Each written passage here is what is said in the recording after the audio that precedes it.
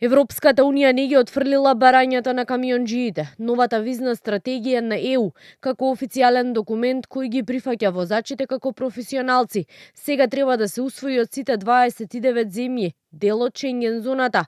Во моментов се бара решение за преодниот период, вели за Канал 5 Билјана Муратовска од асоциацијата Макам Транс.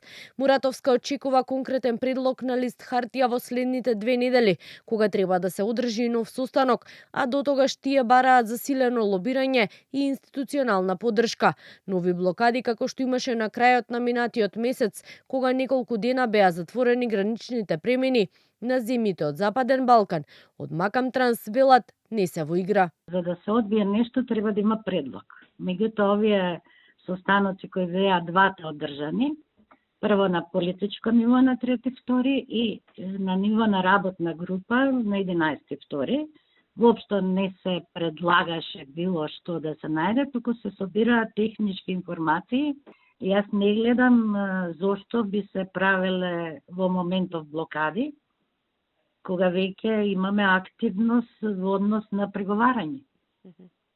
И затоа е многу важно сите ние во државава, почнувајќи од надлежните органи кои што се, сите стопански комари, сите заеднички да лобираме и да најдеме заедничко решение. Изјавата на Муратовска доаѓа откако регионалните медиуми пренесоа дека на последната средба во Брисел биле одбиени предлозите на земјите од Западен Балкан и транспортните здруженија, па поради тоа транспортерите од регионот најавија можни нови протести.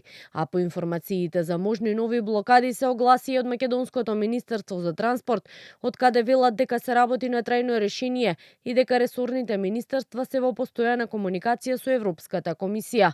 Оттаму апелираа да не се потпаѓа, како што велат, на непроверени информации, што може да му наштетат на диалогот. Диалогот со Европската комисија е активен и сите можности се разгледуваат од страна на техничка работна група составена од сите ресорни министерства и представници на Европската комисија. Во следниот период разговорите продолжуваат со засилена динамика, со цел наоѓање трајно решение кое е прифатливо за сите страни, велат од Министерството за транспорт. Дека преговорите се во тек и се бара решение потврди и од Европската комисија.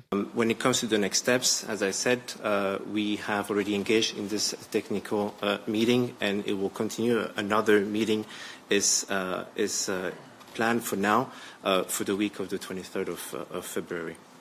Во дополнетата визна стратегија на Европската унија, како што велат од Макам Транс, за прв пат се признава дека професионалниот возач е лице кое врши дејност и треба да се третира соодветно, односно да има можност за подолг престој од 90 во 180 дена, исто како екипажите во другите видови транспорт, нешто што Асоциацијата на превозници го бараше веќе подолг временски период.